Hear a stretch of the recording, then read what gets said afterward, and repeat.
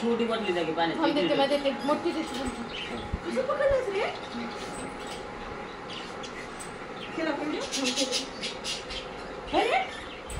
तुला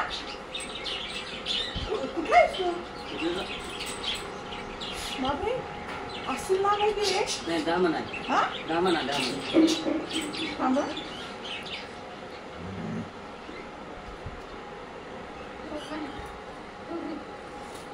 त्याला सांगितले